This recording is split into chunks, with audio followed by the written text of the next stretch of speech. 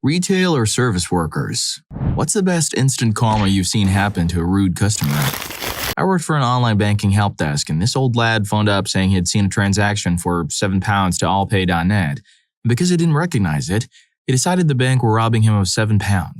That I was in on it and I was a thieving little schmuck. Then he gets his dad on the phone who stuck up for his son, saying I was a pathetic schmuck for stealing £7 off a boy. Even though it was a debit card transaction, I simply worked in the department which helped people use online banking. But anyway, I phoned our debit card services to see if they could give any more information, and boy, could they. I then had the pleasure of relaying back to this guy's equally dreadful father the following. Hi sir, thanks for holding. I've checked with our debit card services team, and I now understand why your son would not have recognized the payee allpay.net. That's a deliberately vague term used for discretion when the customer has subscribed to an online adult platform. That's what it was for. Your son has been paying for that. Would you like to pop him back on the phone so I can tell him it's a payment for his habits? Or will you pass on the information? The father just muttered that the issue did not require any further investigation, thanked me for looking into it, and hung up. Who pays for that? Story 2. I'm not sure if being a public defender counts as a retail or a service worker, but considering that I provide criminal defense to indigent clients facing deprivation of their rights and freedom, I'll consider it service nonetheless. I was representing a client who was a massive user who got loaded and harmed her daughter. She was charged different criminal charges and given her criminal record. The DA plea offer was 3 years of prison. Needless to say, my client didn't want to go to prison and started freaking out at me when I told her that's the best offer I was going to get from the DA. And it was either accept that offer or go to trial. I further pointed out the amount of evidence against her and the fact that her daughter was going to testify against her at trial. After she was done screaming at me, calling me a public pretender and every other derogatory name she could think of, she fired me and somehow managed to hire a private attorney for the low price of $8,000. I still don't know how she managed to come up with that, but I have plenty of reliable guesses. The private attorney guaranteed her that he could win her case at trial, and that's exactly what she chose to do. Long story short, the private attorney clearly never even read this woman's file before trial. The trial lasted roughly 3 hours. The jury was literally out for only 5 minutes, and the judge sentenced her to 10 years of prison. It was a good day. Story 3. It wasn't the customer, it was the manager. She was awful.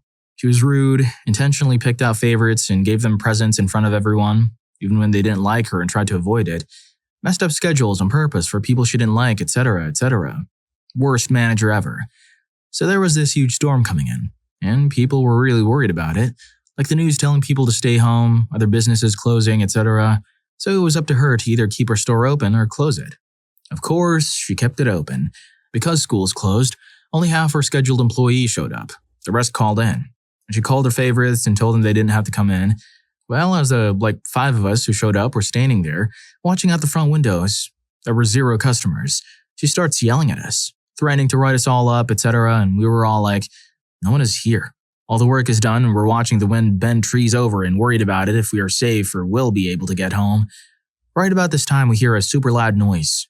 Ka-chunk, ka-chunk, ka-chunk, ka-chunk, wham. As the industrial air conditioner on top of the building got blown off, like it rolled along the roof and went flying into the parking lot, right onto her car. It was so perfect, it was surreal. And it only happened because she parked right up by the building, where we had specifically been told not to park. All her cars were out in the farthest corner of the lot. We later found out that her car wasn't paid off, it was some stupidly expensive BMW or something, and her insurance didn't cover the damage because it was an act of God. Story 4. Former cell phone industry worker. We have to pitch insurance in a case every time you get a new phone. We have to. You can actually be fired from some carriers for refusing to partake in making these suggestions. During a normal new line setup, this insanely rude woman is hostile about every part of the exchange. Her credit is an absolute nightmare, so she has to pay an hourly deposit and more of the phone up front, and that's somehow my fault. Finalizing everything before she's completely rung up, I casually offer the same thing I do to literally everyone getting a new phone. Which insurance plan were you interested in? And what kinds of cases have you looked at? Apparently, that was the most offensive thing she'd ever heard in her life. She immediately raises her voice and makes it really uncomfortable for me because, apparently, I'm only accusing her of being clumsy since she's black. And I didn't charge her white friend nearly as much, and I'm just a prejudice, blah blah, super fun. I kept my composure and tried calmly explaining everything, even trying to let her know that I have to offer that to everyone and I couldn't get anything across. Eventually, my coworker lets me know he's got this. We swap places and finish each other's sales. As she steps out of the store looking down at the Galaxy Note 3 she just spent a total of $500-something to get, she trips and smashes the screen. Comes back in asking for help after raising chaos. I don't understand why people behave this way. Whatever happened to the good old-fashioned, "no thank you if you don't want something"? Sheesh. Story 5. I worked in this fancy clothing store in this posh town at the seaside. It was a busy Saturday, and suddenly a very pretentious girl walked in with her boyfriend, ignoring us as we greeted her and even giving my colleague a demeaning look. She went on to browse around in the store and eventually took some clothes with her in the changing booth. After a while, I noticed a heated conversation arising from the booth between her and her boyfriend. I see the boyfriend running back and forth between the booth and some clothing racks. In the meanwhile, me and my colleague were being chased away by her. She refused any help and didn't leave the booth. So me and my colleague continue working and helping other customers. I was working the register when suddenly the girl turns up next to me, completely angry, and she starts ranting about how our store or brand really should work on the fitting of their clothes and how we were complete mess-ups. I was completely caught off guard. Right when I wanted to ask her what the exact problem was, I saw my colleague looking at the girl while bursting out this horribly loud laugh, tears and all. What had happened was that the girl had taken with her a clothing piece she thought was a strapless dress. Well, it wasn't a dress. It was a skirt. The girl had tried on all sizes and got completely fed up, yelling at us and her boyfriend because the dress won't fit. So he walked out in a crowded store, making a scene with a skirt pulled up. I have to admit, after she left, I laughed till crying. Story 6. I used to be a nighttime manager at a pizza place downtown. We were literally around the corner from a direct competitor. They had a carry-out window and offered that service all night. We did not, and closed their doors at 10 and only offered delivery service after that. It's worth mentioning that we were quite friendly with the local PD and they frequently sat in our parking lot at night to catch up on paperwork, watch for intoxicated drivers, etc. One night at about 11:30, I had a woman and a man start knocking on our door. I politely, but loudly, told them through the door we closed carry-out at 10. The woman goes ballistic and starts screaming and knocking the door while the man just stands there watching. I ask another employee to keep an eye on me in case the situation escalates, and step out another side door, in order to be able to actually converse with them. This woman is absolutely nuclear at this point, screaming. I let her finish and I informed her that if she called and ordered, it was probably our friendly neighbors with a carry-out window. I got accused of calling her stupid and asked her to check her phone and tell me which number she called. She says, "I don't have to. I know I called y'all and you took my order." At this point, I informed her that there is absolutely no way I took a carry-out order after we closed carry-out. At this point, the man joins in and starts taking a very aggressive posture and tone with me and informs me I better let them in and get their food. I flat out said no. At this point, the man shoves me and I stumble back about 3 feet. He goes to harm me and misses, and I can only repay the favor and connect. At about the same time the woman attempts to rush me, there's a sound of whoop whoop and flashing blue lights behind them. This doesn't stop them from continuing to try to harm me. However, the 2 uniformed police officers that happen to have just pulled in take care of that very quickly. Another squad car shows up and the 2 have been cuffed and placed in the cars. The officers have been given a copy of the security footage, and I ask the officer I'm talking to if, for the sake of curiosity, he could possibly try to convince her to tell him the phone number she called. He walks me back out to the car she's in and somehow convinces her to do this. She recites the number while glaring at me, with so much vitriol and hatred in her voice.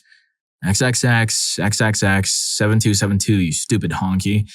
I smile at her and inform her, "Our number is XXX, XXX, 3030. We're Domino's. That's the number for Papa John's. That's why 7272 spells out Papa." Story 7. I worked at Pier 1 Imports as a teenager, outside Birmingham, Alabama. This was about 20 years ago, and trans folks weren't on my radar at all. Anyway, it's near Christmas. I'm at the register with a line of customers waiting. There's a woman huffing about something near the end of the line. By the time she gets up to pay, she's being very loud about the customer behind her. It's a man in a dress." The person behind her was very obviously born a man but was in fact wearing a dress. It didn't really faze me as much as this woman who was doing her best to shame this person, who looked very hurt and embarrassed. And this lady was doing it while buying Christmas decorations, no less. Anyway, she's trying to convince me how wrong and gross it is, how this person shouldn't be in a store, etc. As she's ranting, I run her credit card. Declined. I tried again. Declined. I've rarely in my life experienced the satisfaction as I did at that moment, looking up at her, smiling and saying that her card had been declined. Her face got red and she really just went off. "That's impossible. Try it again. You're doing it wrong." At this point, she has the whole store looking at her. I try again and very loudly say it is, in fact, declined. She stormed out of there, knocking over a poor Santa statue by the door. I shared a smug grin with a customer behind her. Story 8. Let me preface my story by saying I work near Baltimore. Yeah, so I manage a plus-size women's clothing store. We actually get a surprising amount of, let's call them non-traditional customers. Guys who need to dress for a charity show, cross-dressers, gender-fluid people, trans women, and drag queens aren't unheard of.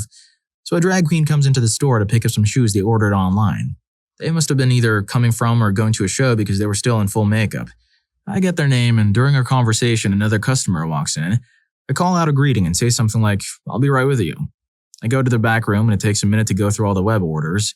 I find the one I need and I'm on my way back to the counter. When the new customer shoves her arm out to stop me from passing, she then says, "I'm a new customer and I've been here for 20 minutes and no one has spoken to me." A, I greeted her when she came in, and B, she had only been in the store for 5 minutes at that point. I resigned myself to groveling, but before I could say anything, the drag queen stomps over, glares at the customer and says, "Girl, she said hello to you," complete with sassy finger snaps. The queen then made a big show of thanking me for getting her package and gave me a big sparkly kiss on the cheek before she left.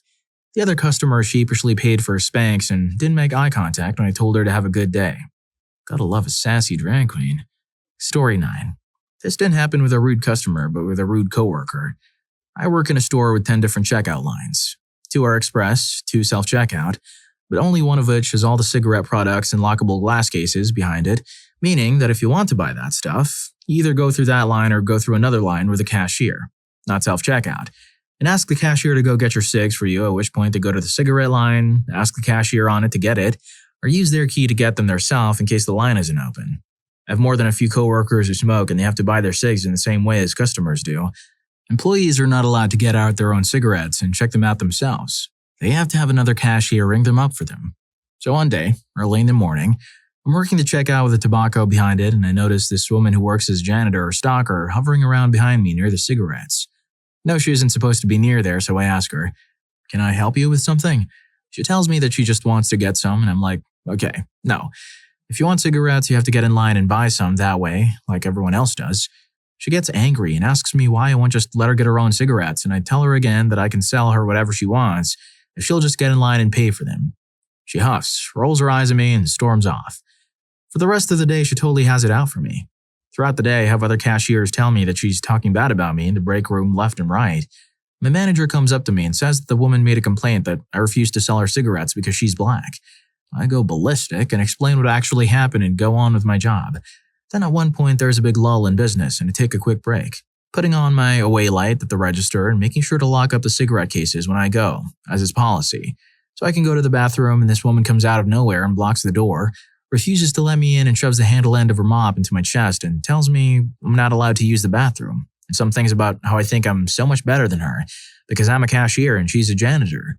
I'm like, "You realize there are security cameras right in this hallway, right?" And she jumps and takes off again and I go to the bathroom. And this thing just carries on all day. She gives me these nasty looks every time she comes by, which is often enough and more than usual that I think she's walking by my register just so she can glare at me. But the day ends and I give my register to someone else and go home. Next day, first thing in the morning, as soon as I get into work, another cashier informs me that the woman was fired late last night because apparently she'd been caught on camera stealing a few packs of cigarettes out of the tobacco case when the cashier who relieved me at the register eventually took a break herself, but didn't lock the cases up. The cashier who didn't lock up got a warning but didn't lose her job. Story 10. Used to work at Target. We were always told if a parent has their kid standing in the cart, we should ask the parent to have their kid sit down. Most of the time, the parents were fine with it. This one lady was not having it. She was outside and just put her kid in the cart. At the entrance, the ground had shifted a bit and there was a small lip to get into the store, and of course, the kid was standing at the very front of the cart. I politely warned the customer of the lip and the kid should sit down because there's a very high chance he'll fall out. She tells me, "Go stuff yourself. You can give me advice about my kid when you become a parent yourself," while pointing her finger at me. All right, whatever. We can't do anything after that. She walks towards the door, the kid still standing, and hits the lip. Kid flips out of the cart. If anyone knows about the carpeting in the entrance vestibules, it's basically like having a piece of paper draped over a slab of concrete. There's no padding whatsoever. Kid had a giant lump in his forehead. I told my managers and the lady got the help she needed for her kid, but was still being extremely rude. Told you so moment. Story 11. Worked for a sushi bar for a few years. They do a half-price sushi hour most weekdays for customers to dine in. It's a good deal. especially for how high quality the food is. It was an especially busy day, people waiting, etc. This woman and her daughter come in and stress that they are in a hurry. My daughter is cheerleading, but want half the price. Good luck. Full house, but whatever. Customers equals money, yo. So the lady gets angry when her food takes longer than 15 minutes. She asks if she can get her food to go, and she then explained that the food would then be full priced. We get into an argument. She gets angry and beginning to yell at me in front of her embarrassed daughter while I'm meekly standing there, unsure of what to do. Well, I ordered dine-in. You were asking to go. It doesn't matter if you were sitting at a table while asking. She's getting louder and more annoying, and I'm starting to panic. My anxiety was really bad at the time, when suddenly my boss chimes in. And by chimes in, I mean she started scolding this woman. You see, my old boss just happened to be working behind the sushi bar that summer. She told the woman to stop yelling at me and that if she wanted her half-price sushi, she would have to sit and wait like everyone else. Boss apologized to the other customers and made sure I was okay. Lady was shocked and now super embarrassed, since the entire restaurant was now judging her. She quietly sat and waited for her sushi. The daughter apologized to me and that table ended up leaving a good tip. My old boss is the nicest woman in the world. She still gives me free food whenever I go up for some sushi. She also has a bunch of regulars who she always makes time for, but don't bother her because she will become a scary, scary person in mere seconds. Story 12. It was about 3 years ago. An employee, we'll call him Dave, was working at my retail store when two customers walked in at about the same time. One black, one white. Dave was being trained on register after being there for only a month or so with a manager standing behind him. The two customers got to the register at about the same time, but the black man raced him there. The black man then had the audacity to ask how good the product was before he bought it, and the white man behind him said, "Do I really have to wait for this black guy to be done?" The black man was unfazed, but Dave said, "Sir, please don't use names like that or I'm going to have to ask you to leave." White man, "Oh, big man. Are you going to make me leave, big man? Because I called this guy a black man?" Dave, 6'5". "Yes, I am a big man and you have to leave now." White man, "All right then, big man. Come here and have a piece of me." Dave, "All right, I will. Let me clock out and grab my stuff and I'll meet you outside." The white man was a little surprised by the fact that he accepted. Dave turned to the manager and said, "Thank you so much for this opportunity, but I'm afraid I have to quit." Manager, "Dave, I get it, but you don't have to do this." Dave, "Yes, I do." The white man was getting himself pumped outside as Dave clocked out, grabbed his coat and his Pepsi and walked outside where he harmed the white man out of nowhere. Dave drove off. Jesus Christ, Dave. Anyways, if you're enjoying the video, don't forget to hit that subscribe and like button for more videos like this. Story 13. I used to return customer credit cards by setting them on the square podium and used to swipe them so they end up right by them when I swung the screen around for them to sign and such. One lunch rush, takeout restaurant, one lady decided this was an offense of the highest order and yelled at me for not placing it directly in her hand. I stupidly engaged her and tried to explain that I did that for everybody, which got me a continued lecture about how she's the customer and good service is doing what she wants and so on. There were about a dozen people eating at her tables and 5 people in the line behind her, so she was straight hamming it up, making sure everyone saw her putting me in my place. Unfortunately for her, the dramatic performance proved to be a bit too distracting and she stormed out without her infant. This was of course noticed by pretty much everyone in the building since she had just made herself the center of attention. One of the customers even had to run after her and stop her from driving away. For the record, there is no real subtle way to pick up a full-size child carrier. Story 14. I had a woman come into my bank one day years ago in mid-August and try to cash a check. Said check looked like it had been written by a kid. We went through the protocol as mandated by our organization, calling the issuer and verifying all data. While we were going through this procedure, the woman went off on a tantrum. She's breaking the little pens from the little desks, throwing deposit slips around, demanding she speak to the president of the bank and talking bad to all the employees. Likewise, she looks to have done enough speed to stay up for a week straight. We're finally able to get a hold of the issuer of the check. Lo and behold, it's a good check. We cash it, thank her for her patience. As she's storming out, 2 officers walk in and identify her as the owner of a car in the parking lot. Said car had a small child, locked inside the entire time. 20 minutes, in August. Some good people called the cops, broke out the window and rescued the kid and had her arrested. I hope to God that that little kid has found a new home and that its mom has cleaned up her act. Story 15. I used to work at a check cashing or credit card cash withdrawal booth at a native casino. One guy was really hammered and being a real schmuck about how long it took me to get his cash, told me I needed to hurry up or he would make sure I lost my job. I did hurry, and I hurried through the balance and 5 credit cards as he kept coming back because he was getting himself handed at the blackjack table. I guess at some point during the night, Visa realized this person had blown through about $10,000 at a casino in a matter of hours, so they put holds on every one of his cards, meaning the merchant has to take the card from the customer. I know this because I ran and kept every single last card he had on him.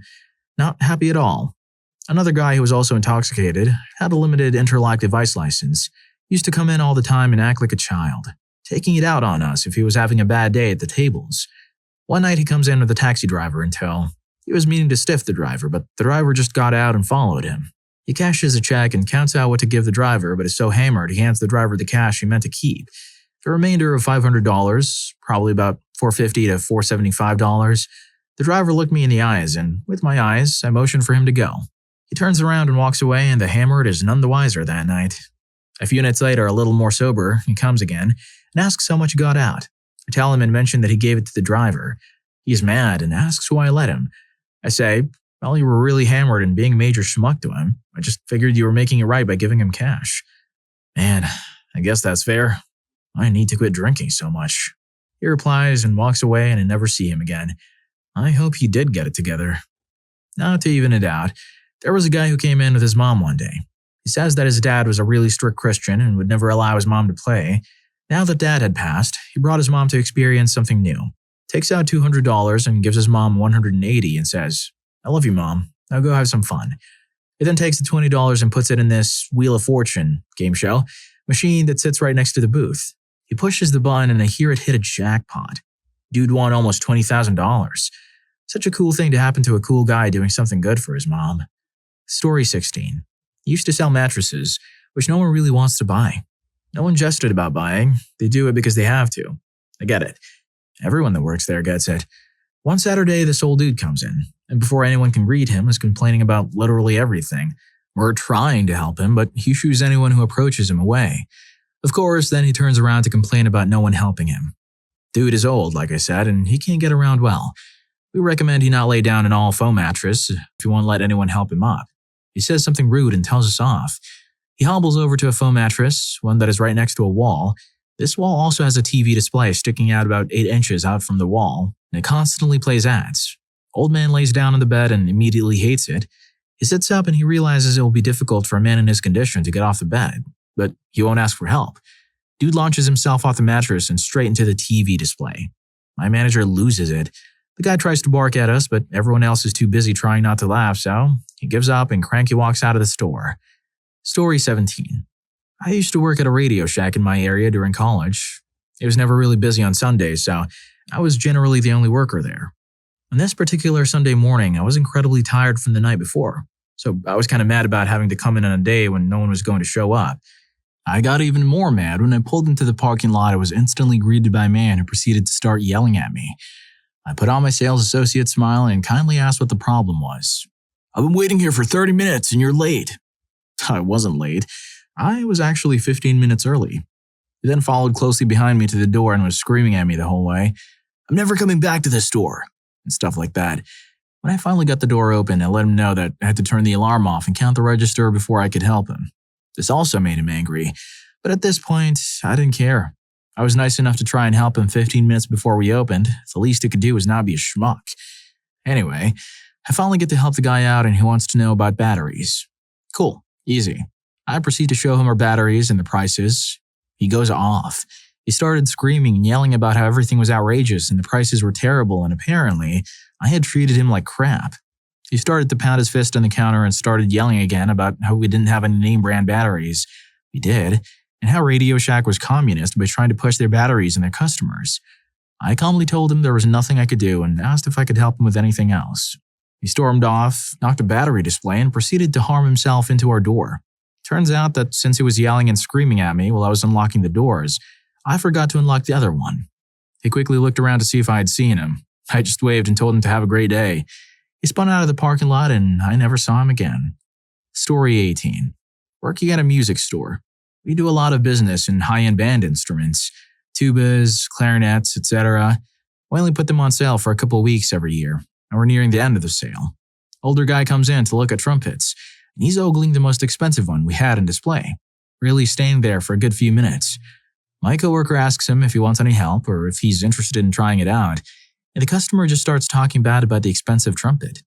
It's nice, but I'm really not that impressed. $3,400? That's too much for that thing. Yeah, right. Right at that moment, we got a phone call asking us for the same model trumpet, and the customer is willing to pay for it in full over the phone to reserve it. Normally, we would have 3 or 4 of these horns around, but the sale was good and the very last one was getting bad talked by the old guy. My other coworker just strolls up behind the dude and plucks it off the wall, and the old dude just goes ballistic, yelling, calling us all incompetents, etc. Turns out he really wanted it, but was pretending not to in order to try to get us to lower the price. There was nothing we could do for him. The sale was only on stuff we had in stock. He eventually ordered one, costing him an extra few $100. We laughed about that one for a long time. Man, a $3,400 instrument being bought over the phone. Musicians are finicky about instruments, so if you pay that kind of money for something without trying it out in the store, it has to be good. Story 19. I work in a cell phone or computer repair retail chain. We had this lady come in the other day. We'll call her Wanda. Now we do buy phones and other small electronics, but only if we're going to be able to sell them. We aren't going to buy your iPhone 4 and we sure aren't giving you $600 no matter how new your device is. Wanda calls first, asking for quotes on 3 phones and a laptop. 2 of the phones are older and kind of bad. After a quick Google, the laptop is an old compact, which should tell you why I refused it. Wanda came into the store an hour later. Apparently, our other location in the next town had quoted her $50 for all 3 phones and $150 for the laptop. I knew this was a lie because the managers in that store are competent. I tell her I can give her $30 for the nicest phone, her personal phone, which will become relevant soon. I can't take the 2 bad ones. And I absolutely will not be taking the old compact that runs slow with a chunk broken out of the side. She starts being a Karen about how I quoted her X amount of money and how she can't believe we can't give her more and we have to take these items and blah blah blah. Guys, it was 80 degrees in that store. Our AC had broken, we were hot, sweaty, and angry. And Wanda just would not shut up. I ended up giving her $50 for the phone. Seemingly satisfied, she left, saying she'd be going to the other store to sell her other 2 phones and the laptop. About 30 minutes later, she was back again, this time telling a sob story to my coworker. He dealt with her the second time because I was so done with her, about needing money for her sick daughter. She starts being a Karen with him too, until he finally buys the laptop for $10. Then, finally, he was gone. Long story short, we checked the phone and laptop for resale quality. We found a text in the phone that said, "Give me back my laptop and all the things you stole from me, or the town police will be called." We also looked up her name and found that she'd been wanted for theft back in 2010 in our district. Cops were called, the owner was called, and the laptop was given safely back to him. Though we did have to look him in the eye after accidentally finding his stash. Now this woman had an arrest warrant once more, all thanks to 2 grouchy employees who paid her $60 to get out and never come back. Story 20. It wasn't retail or service, but when I worked private security for a large theme park, I was called one day by another officer who was dealing with a family that was demanding their supervisor because they were made aware that their son had done something stupid that was resulting in them being ejected from the park. So I show up and hear what had occurred and explain the same thing they've already been told and how they're going to have to leave. Basically, the policy was, people do petty dumb stuff as the kid had done. You tell them to leave for the day. After a 24-hour criminal trespass warning expires, they're okay to come back to the park. With 40,000 people coming in the gate every day, there just isn't any way we could ever keep track of these people unless we revoke their season passes if they had one. Dad starts losing himself, calling us all names in the book. How we were being prejudiced. Never mind the original officer was of the same race as Angry Dad. Dad proceeded to call 911 and wasn't budging until he spoke with the cops about our unjustified actions we were bringing upon him. We worked with the local police department and always had officers in the park. So very quickly, 2 PD officers show up and I explained her side and he began explaining his side. Officers ask for his ID and they run him through the system and guess who comes back with active warrants? Why, none other than Angry Dad himself. So, Dad had called the cops on himself. He promptly received a pair of silver bracelets and was taken away for the county jail. Justice was promptly issued to all officers involved. Story 21. I work at a library and have 2 very short stories. One of my old coworkers, who has since retired, was known for being a bit outspoken. She was great to have around when people were being rude. I don't remember the exact specifics of what transpired, but it ended up where she called over to intervene during a complaint with a patron. Suffice to say, the complaint transformed into an argument and they both ended up getting upset. The patron eventually left and I went to talk to my coworker to find out what happened. Not 30 seconds later, the phone rings. My coworker picked up and said, "I'm the one you were talking to." Apparently, the patron had called to file a complaint against her while standing right outside of the entrance, in full view. Our office was next to the entrance and we were able to see him calling. Had a graduate student who insisted that she returned an item before it was due. We filed our usual paperwork and let her know that she could check back with us periodically to see if we had found it. Otherwise, we would contact her after a set amount of time with what her options would be: pay or replace the item. The standard, we asked them to double check their home, office, car, anywhere they would have used the item just in case. Around 80% of the time, people have just returned a different item with a similar sounding title or subject matter. MBD, since it happens to us so often. She kept calling and emailing, saying she was absolutely 100% certain she had returned it. Got pretty livid and rude, too. A couple of weeks later, one of my coworkers happened to be helping out at her front desk and recognized the grad student walking by and tried to drop a book off at a return slot. If we're at the front desk, a lot of times we'll let people know that they can just hand the items to us rather than dropping it in the return slot because it's easier for us. The student starts acting shifty, saying that she'd rather drop it in the return slot, it's NBD, etc. Turns out the student found the book at home and tried to stealthily return it, hoping that we wouldn't recognize her and all the stuff she put everyone through. Didn't apologize to anyone either. We also had a guy squealing like a pig and yelling over the phone at us once, too. Story 22. I work at a store where the majority of shoppers are elderly. It makes for a pretty bad atmosphere. It is stunning how many accidents we've had with the elderly. The first few times I heard that somebody made a mess themselves, I was stunned, but honestly it's just annoying at this point. Anyways, we had an incident in the middle of a busy Saturday during the summer, our second most hectic time of the year. An elderly gentleman had a bad accident at the first of 4 registers. It's a smaller store. So obviously we directed customers to the already backed up 3 remaining registers. While I'm standing towards the front of the register aisle telling people that this register is closed, a customer stalks up to me, clearly upset already. "Do you work here?" he asked, leaning in so that he was about 6 inches away from my nose. "Yes, sir, I do. Is there anything I can help you with today?" "Yeah, that Miracle Grow over there is priced $6.99 when it should only be $3.99. I'm sorry, sir, that ad ended 2 weeks ago. It's not on sale anymore." No, the Miracle Grow." He starts accentuating his words as if describing something to somebody in a foreign country. "Miracle Grow. You put it on plants, to make them grow. It's a fertilizer. I was just in here yesterday and it was $3.99. It should be $3.99. Now, please note, I'm at this miserable place 6, sometimes 7 days a week, minimum of 55 hours. There's no way I'd forget a sale from yesterday, and I certainly wouldn't forget the schmuck.